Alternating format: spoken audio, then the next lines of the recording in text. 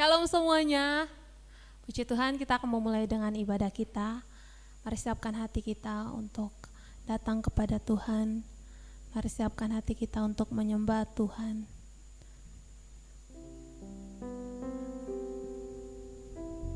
Terima kasih Tuhan Yesus, Engkau baik bagi kami. Terima kasih Engkau tidak pernah meninggalkan kami.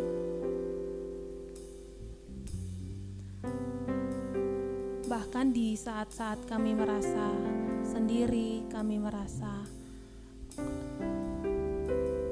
kami putus asa, Tuhan tidak pernah meninggalkan kami. Kami berterima kasih untuk kebaikan Tuhan, Bapa.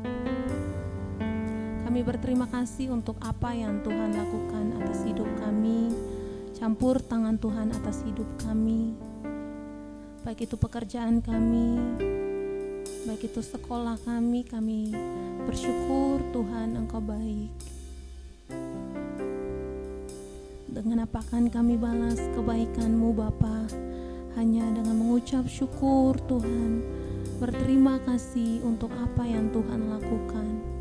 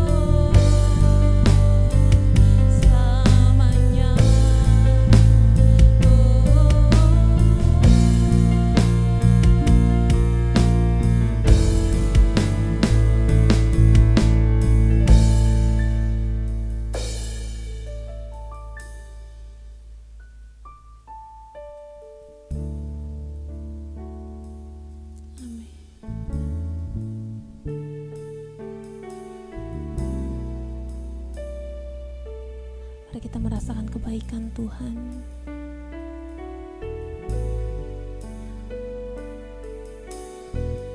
Segenap hati kami rindu untuk selalu menyembah-Mu Tuhan.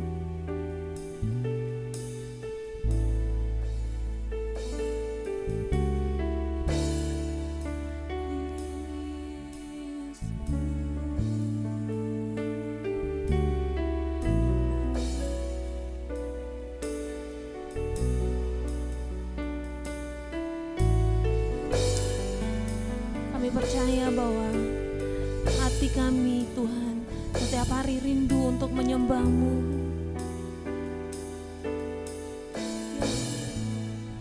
Kami percaya bahwa setiap hari Tuhan Engkau memanggil kami supaya bersekutu dengan-Mu.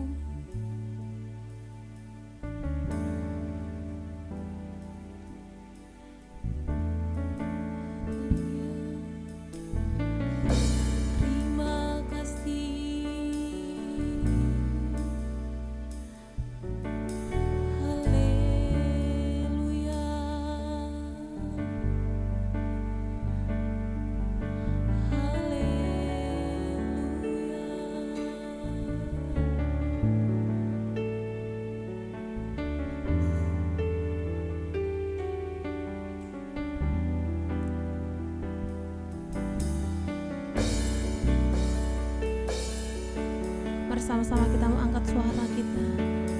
Kita menyembah Tuhan Allah yang besar. Kita menyembah Tuhan Allah yang hidup. Kita menyembah Tuhan Allah yang luar biasa. Yesus.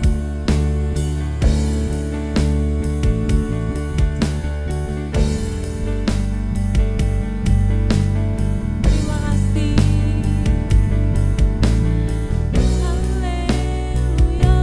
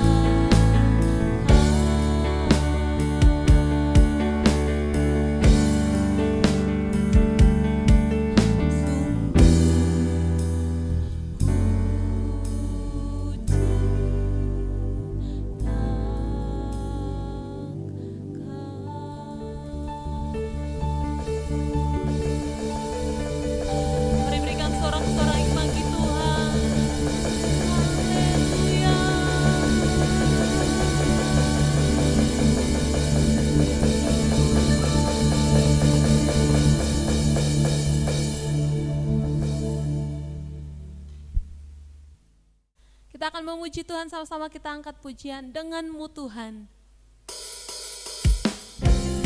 Kami percaya dengan Tuhan kami akan melakukan perkara yang besar dalam hidup kami.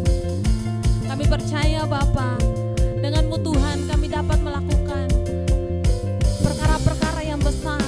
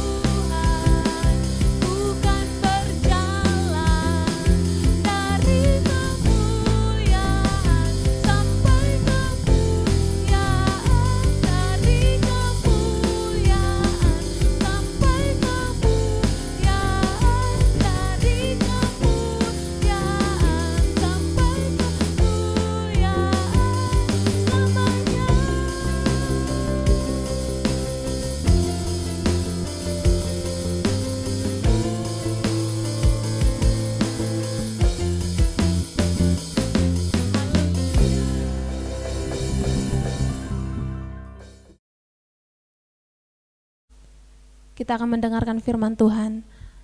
Mari siapkan hati kita untuk dibentuk. Mari siapkan hati kita untuk diisi oleh firman Tuhan.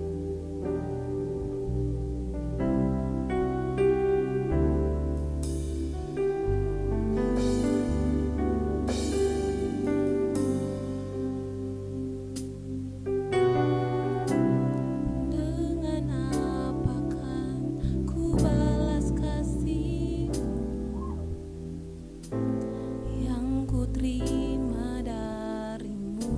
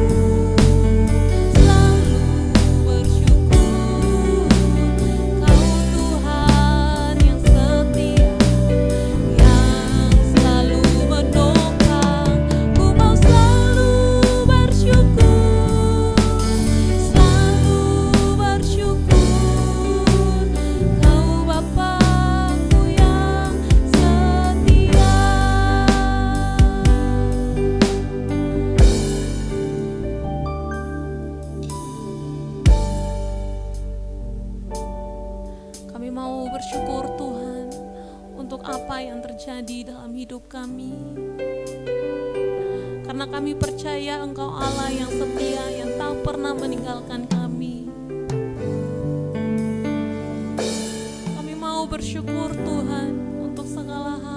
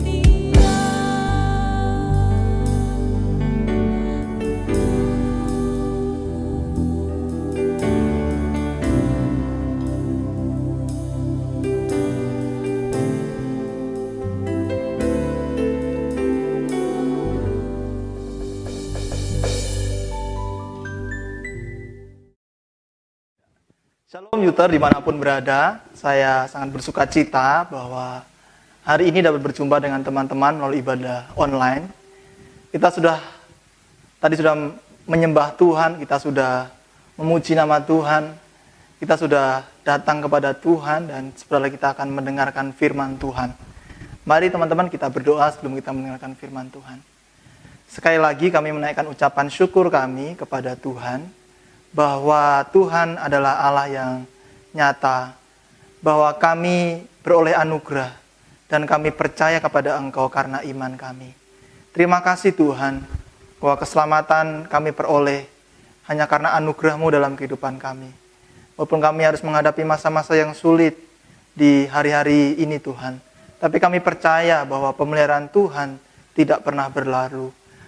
Kasih setia Tuhan tidak pernah berlalu. Karena Engkau adalah Allah yang ajaib dalam kehidupan kami. Terima kasih Bapa. Haleluya. Amin. Mari kita sebelum mendengarkan firman Tuhan, kita akan nyanyikan sebuah pujian. Yesus aku percaya. Yesus aku percaya. Yesus aku milik-Mu.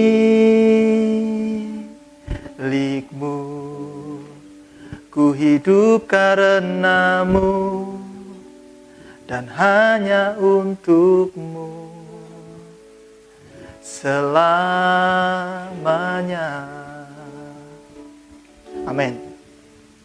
Saudara, hari ini ada satu tema yang menurut saya sangat luar biasa, yaitu tema adalah unshakable faith, ya, atau iman yang tidak tergoncangkan.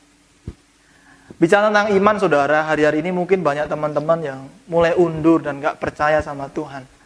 Atau mungkin sudah bosan, atau mungkin sudah mengalami fase-fase yang dimana teman-teman mengalami kesulitan dan sangat sulit untuk erat dan dekat dengan Tuhan. Nah itulah yang kalau kita jauh daripada Tuhan, kita akan mengalami yang namanya adalah kebimbangan dan kesukaran. Saudara yang dikasih dalam Tuhan Yesus, saya nggak perlu lama-lama, tapi ada beberapa ayat yang ingin saya bacakan, yaitu terdapat dalam Filipi pasal yang ke-1, ayat yang ke-27 sampai ayat yang ke-30. Ya. LAI memberikan judul, yaitu nasihat supaya tetap berjuang. Ayat yang ke-27, hanya hendaklah hidupmu berpadan dengan Injil Kristus, supaya apabila aku datang, aku melihat, dan apabila aku tidak datang, aku mendengar, bahwa kamu teguh berdiri dalam satu roh dan sehati sejiwa berjuang untuk iman yang timbul dari berita Injil, dengan tiada digentarkan sedikit pun oleh lawanmu. Bagi mereka semuanya itu adalah tanda kebinasaan, tetapi bagi kamu tanda keselamatan, dan itu datangnya dari Allah. Sebab itu kepada kamu dikaruniakan bukan saja untuk percaya kepada Kristus, melainkan juga untuk menderita untuk Dia, dalam pergumulan yang sama seperti yang dahulu kamu lihat padaku, dan yang sekarang kamu dengar tentang aku. Saudara, teman-teman yang dikasih dalam Tuhan Yesus, kita bisa lihat bahwa Rasul Paulus mengingatkan kita, kalau kita ingin iman kita tidak tergoyahkan adalah bagaimana hidup kita berpadan dengan Injil Kristus. Saudara tahu apa arti sebuah Injil? Injil adalah menggunakan kata gospel dalam bahasa Inggris. Ya. Dalam bahasa asli diartikan dengan sebuah arti yaitu kabar baik. Roma pasal yang pertama di sana dikatakan bahwa kita ini diselamatkan oleh iman. Ya. Bahwa Injil adalah Injil yang menyelamatkan kita. Injil adalah kabar baik di tengah kabar buruk.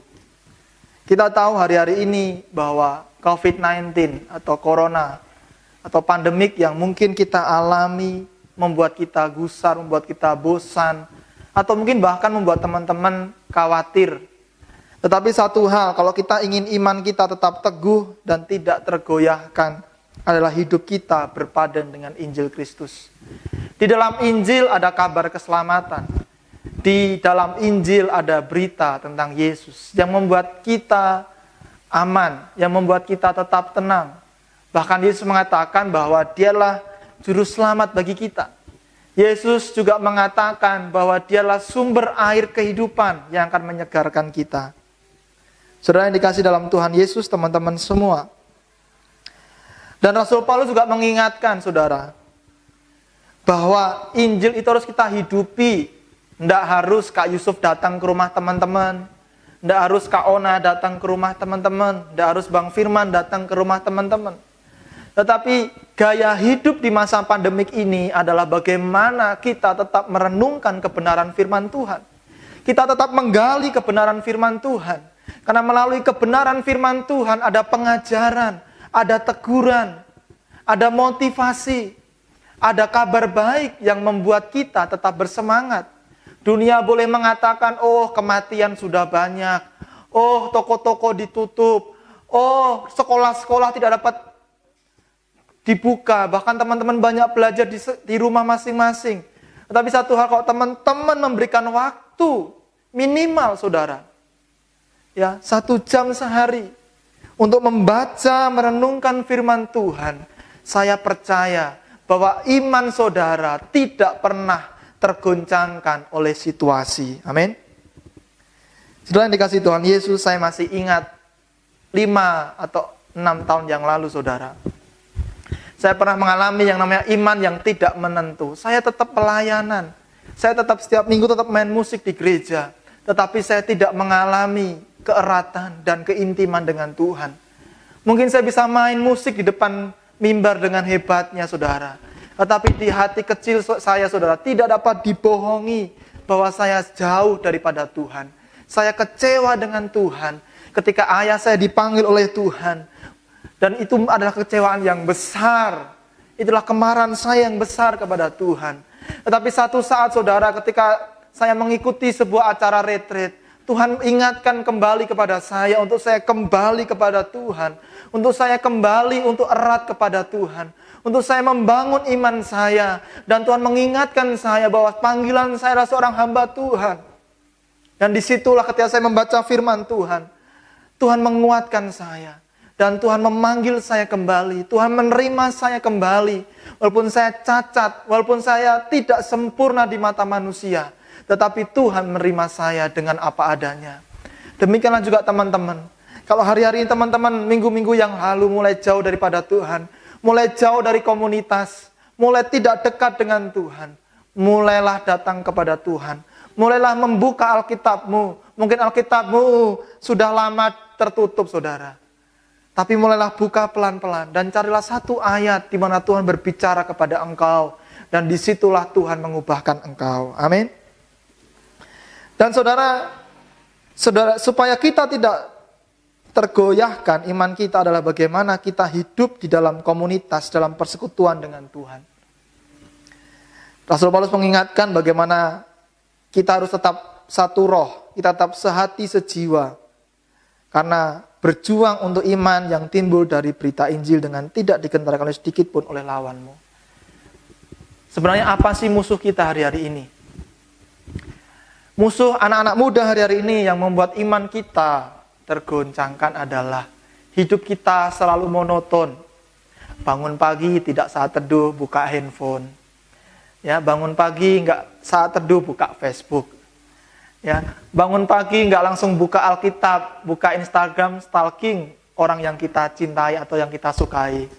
Saudara, inilah kebiasaan-kebiasaan yang mungkin sangat buruk bagi kita.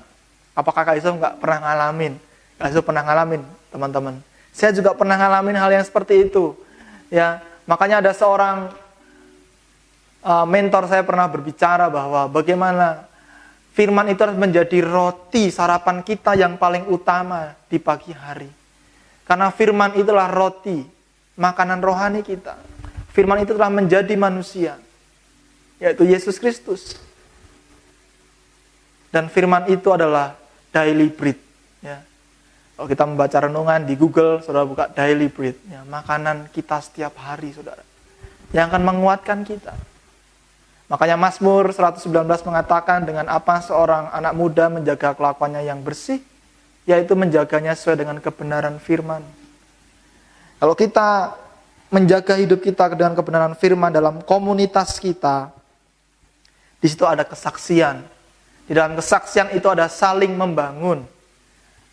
Dalam persekutuan ada saling mengingatkan. Ada kesatuan hati. Di mana kita tetap dapat bersekutu dengan teman-teman kita. Melalui WhatsApp, melalui aplikasi Zoom, ya, melalui pesan WA setiap hari. Jangan jauhkan kita dari pertemuan-pertemuan ibadah. Rasul Paulus selalu mengingatkan kepada anak rohaninya Timotius, saudara. 1 Timotius 4 ayat yang ke-7 sampai yang ke-8. Tetapi jauhilah tahayul dan dongeng nenek-nenek tua. Ayat 7b di sana dikatakan, latihlah dirimu beribadah. Ayat 8, latihan badani terbatas gunanya, tetapi ibadah itu berguna dalam segala hal karena mengandung janji, baik untuk hidup ini maupun untuk hidup yang akan datang. Saudara-saudara, daripada saudara membaca horoskop, ya, bintang Leo hari ini saya, ya, jatuh cinta, sedang rumit, ya kan? Lebih baik saudara membaca Injil, lebih baik saudara beribadah. Karena latihan badani itu terbatas gunanya, tetapi ibadah itu berguna dalam segala hal. Baik hidup yang masa kini dan hidup yang masa akan datang. Kalau kita nanti Tuhan Yesus datang, kita hidup dalam kerajaan yang kekal, kita tetap akan beribadah, teman-teman. Kita nggak hanya diam-diam saja. Kita nggak hanya menikmati kemegahan Tuhan, tapi kita tetap beribadah, kita tetap menyembah Tuhan. Makanya selama di dunia ini, kunci yang harus kita pahami adalah kita adalah seorang penyembah. Kita adalah true worshiper, penyembah-penyembah yang benar, yang menyembah Tuhan di dalam roh dan kebenaran. Daud sejak muda, dia menjadi seorang penyembah. Dia selalu memainkan kecapinya ketika dia masih muda. Ketika dia mengembalakan domba-dombanya, dia tetap menyembah Tuhan. Bagaimana dengan kita? Apakah kita sudah kurang menyembah? Ataukah musik-musik pujian yang kita dengar itu hanya memuaskan jiwa kita saja? Hanya menjawab emosi-emosi kita saja? Berarti itu bukan penyembah yang benar. Penyembah yang benar bukan ketika saudara nyanyi di depan kamera. Bukan ketika saudara angkat tangan di dalam gereja. Tapi menjadi penyembah yang benar adalah ketika saudara mau intim dan dekat dengan Tuhan. Bahwa saudara tidak mampu melakukan apa-apa tanpa Tuhan. Dan menyadari bahwa penyembahan saudara adalah ucapan syukur kepada Tuhan. Maka saudara-saudara yang dikasih dalam Tuhan Yesus, teman-teman, jadilah penyembah yang benar, yang menyembah Tuhan di dalam roh dan kebenaran. Ya, Komunitas sangatlah penting hari-hari ini, saudara. Karena tanpa komunitas kita tidak dapat dikuatkan, kita tidak dapat bercengkrama, kita tidak dapat berkomunikasi. Maka saudara-saudara, Ibrani pasal yang ke-10 ayat yang ke-25 di sana dikatakan, janganlah kita menjauhkan diri dari pertemuan-pertemuan ibadah kita seperti dibiasakan oleh beberapa orang. Tetapi marilah kita saling menasihati dan semakin giat melakukannya menjelang hari Tuhan yang mendekat. Nih, Alkitab ngingatin sama kita sekali lagi bahwa ibadah itu adalah bukan pertemuan yang biasa, ya, atau pertemuan yang mungkin sama dengan orang di luar sana. Beda dengan konser, sekali lagi, ya. Konser beda dengan ibadah. Ya. Orang selalu mengatakan anak muda kalau ada lampu kemerlap-kemerlip, ya, kita akan semangat. Tidak ada lampu, nggak ada lighting, kita tidak semangat. Penyembah yang benar tidak pernah, ya, di frame atau di drive oleh situasi. Karena penyembah yang sejati akan terkoneksi dengan surga. Ini saudara, Tuhan yang memberikan present hadirat kepada kita. Dan kita harusnya terhubung dengan surga. Bukan kita terhubung dengan situasi. Dan inilah, marilah kita saling menasihati dalam komunitas dan saling menasihati. Ya, kita harus semakin giat melakukannya menjelang Tuhan datang. Kita tidak tahu Tuhan kapan datang. Alkitab mengatakan kedatangan Tuhan itu seperti seorang pencuri. Tidak ada yang tahu. Tetapi saudara yang dikasih dalam Tuhan Yesus, kalau kita tetap beribadah, kalau kita tetap mencari Tuhan, kita tetap bersekutu dalam komunitas. Di sana ada nasihat, di sana ada kegerakan, di sana ada doa, di sana ada pujian penyembahan yang selalu dinaikkan hanya untuk kemuliaan Tuhan. Ya. Kembali lagi dalam Filipi tadi, teman-teman. Ya. Ayat 29 sampai 30. Sebab kepada kamu dikaruniakan bukan saja untuk percaya kepada Kristus, melainkan juga untuk menderita untuk Dia. Dalam pergumulan yang sama seperti yang dahulu kamu lihat padaku dan yang sekarang kamu dengar tentang aku. Rasul Paulus mengatakan bahwa orang Kristen itu bukan hanya sekedar menerima berkat, ya, bukan hanya sekedar senang-senang di dalam gereja, bukan hanya sekedar duduk nyaman di dalam gereja. Kita bisa lihat jemaat mula-mula juga dianiaya. Kita tahu ada seorang martir yang mati, saudara, dirajam dengan batu, yaitu Stefanus. Kekristenan awal-awal penderitaannya adalah penganiayaan. Ya. Hari-hari ini kita menderita karena kita tidak dapat bergereja. Kita hari ini menderita karena kita tidak dapat bekerja. Mungkin kita menderita karena kita dirumahkan. Atau mungkin saudara-saudara menderita karena saudara tidak dapat bertemu dengan teman-teman. Tidak dapat bersekolah seperti biasanya. Tetapi Alkitab sudah menyampaikan bahwa kita dikaruniakan bukan saja untuk percaya kepada Kristus, tetapi menderita untuk Dia. Kita pernah dengar cerita seorang yang taat bernama Ayub. Dia orang yang diberkati oleh Tuhan. Dia mendapatkan berkat yang sangat banyak. Ketika anaknya membuat pesta, ya, malam harinya, pagi harinya, dia selalu membuat korban bakaran. Tetapi Tuhan mengizinkan Ayub diproses di dalam sebuah penderitaan. Anaknya mati, hewannya mati, ya, bahkan istrinya meninggalkan Ayub, marah kepada Ayub. Bahkan Ayub bisa mengatakan, kenapa aku harus dikeluarkan dari kandungan ibuku? Tetapi saudara tahu apa akhir dari cerita Ayub? Ya, dalam Ayub 23, ya, saya ingin bacain buat teman-teman semua. Ayub 23, ya. Ayub 23 ayat yang ke-10 di sana dikatakan, karena ia tahu jalan hidupku, seandainya ia menguji aku akan timbul seperti emas. Tuhan selalu menguji kita. Makanya ada pujian mengatakan, ujilah aku Tuhan. Cobalah aku Tuhan. Selidiki hatiku dan jiwaku. Mataku tertuju padamu. Saudara, ini pujian yang sungguh berat. Ya. Tetapi kalau kita diuji, kita mengalami pengujian, penderitaan. Tapi kalau kita dapat melewati itu semua, kita akan timbul seperti emas. Ya. Tuhan sudah tahu, Tuhan mengizinkan ini semua. Pandemi, corona, semuanya diizinkan oleh Tuhan. Dan saya percaya, kalau kita melakukan semuanya sesuatu dalam penderitaan ini, berfokus kepada Yesus, ya, walaupun dalam pergumulan yang berat, dalam masa-masa yang berat, akan ada pertolongan yang daripada Tuhan. Amin.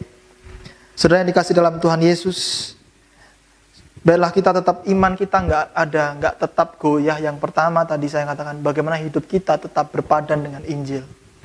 Yang kedua, kita tetap membangun komunitas, jangan menjauhkan dari ibadah, jangan menjauhkan dari komsel-komsel, jangan menjauhkan dari doa-doa. Ya, jangan lelah untuk merenungkan firman Tuhan itu siang dan malam, karena firman adalah pelita bagi kaki-kaki kita. Dan yang terakhir adalah, kita bukan hanya dikaruniakan untuk sekedar percaya, tapi menderita.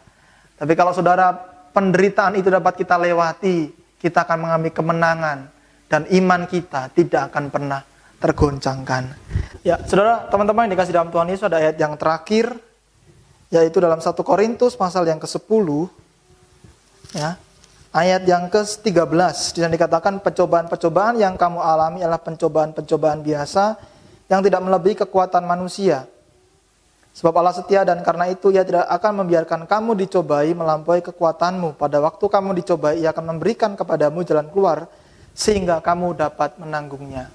Dan saya percaya, pencobaan-cobaan yang kita alami hari-hari ini memperingatkan kita, mengajar kita, bahwa di balik itu semua ada pemeliharaan Tuhan dan pertolongan Tuhan, sehingga iman kita tidak tergoyahkan. Hai, salam anak-anak muda, apa kabar? Sudah lama kita nggak ketemu ya. Sebagian besar kita bisa ketemu ya. Kemarin Lisna ketemu, Yusni juga ngobrol ya. Dan Monica kita juga bicara di Instagram, Melinda semuanya. Dan yang lain-lain, Boston Canon dan teman-teman kita belum ketemu ya. Wah, sudah lama, 2 bulan ya, mau 3 bulan kita tidak ketemu. Nah saudara, bagaimana kita bisa ketemu? Nah sekarang teknologinya sudah canggih ya. Kita semua sudah tahu kan namanya internet ya. Jadi komunikasi berbasis website, berbasis internet. Saudara, kalian tahu semua 175 juta anak-anak muda dan orang Indonesia pakai internet ya. Ya, dan dikatakan 300 juta lebih yang pakai handphone. Berarti satu orang ada yang punya 2, ada yang punya 3 handphone itu ya. Jadi artinya apa? Saya yakin bahwa kalian semua punya handphone ya. Yang belum punya, beritahu ya, nanti didoakan ya.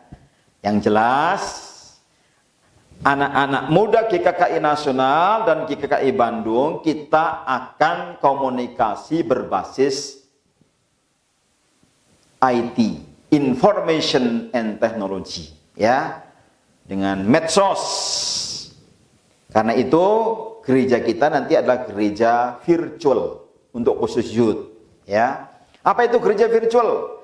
Gereja yang kalian bisa terlibat secara virtual melalui Android, ya.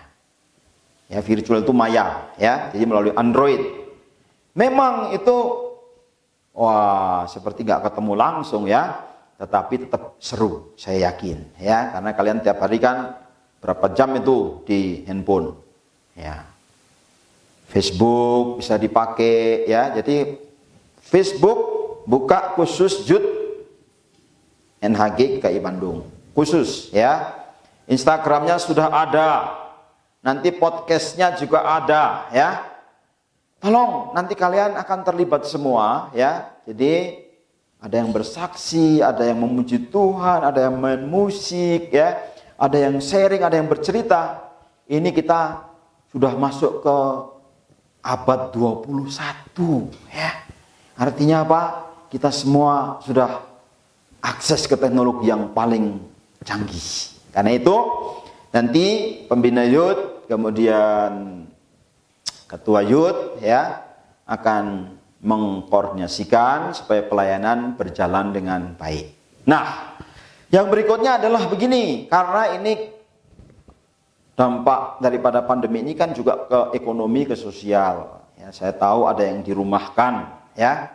Saya tahu ada yang di PHK, saya tahu juga ada yang bekerja tapi tidak tetap, ya. Ada yang hari ini kerja, hari ini tidak kerja dan seterusnya. Jadi income kalian itu turun, ya. Waduh, bagaimana itu ya? Kalau yang masih sekolah belum punya income-nya dari orang tua, ya. Dan ada berkat dari Tuhan, ya, melalui gereja.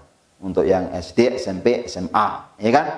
Tetapi yang jelas kalian harus tetap, satu, jaga kesehatan. Dua, tetap belajar rajin. Yang ketiga, yang bekerja tetap produktif. Jangan ada anak muda yang malas.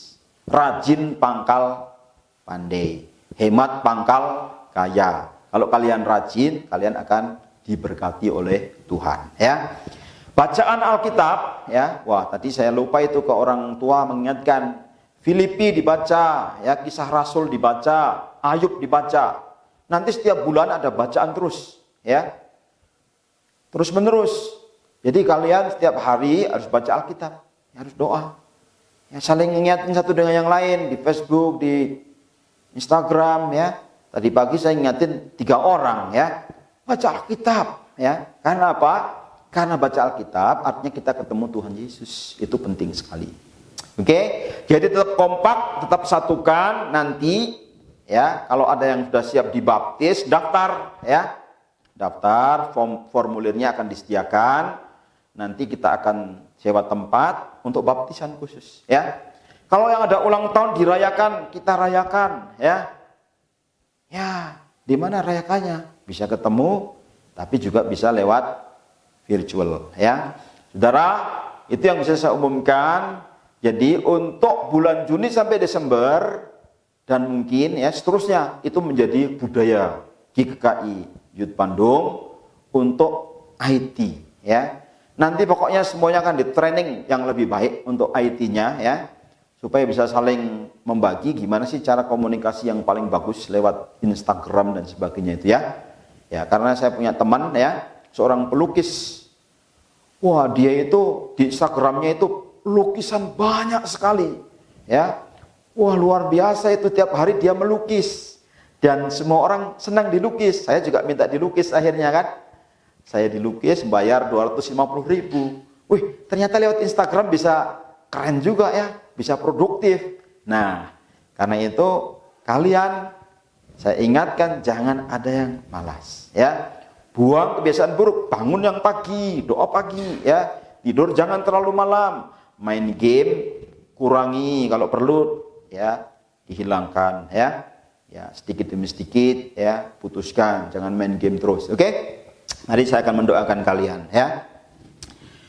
Tuhan Yesus, kami berdoa untuk anak-anak muda. Engkau pernah berkata kepada anak muda, anak janda yang terbaring dan meninggal dan sudah diusung untuk dikuburkan. Engkau berkata kepada anak muda, hai anak muda, bangkitlah. Terima kasih Tuhan. Saya percaya Tuhan bahwa di tengah pandemi COVID ini, anak-anak muda GKI Bandung akan bangkit, ya Tuhan.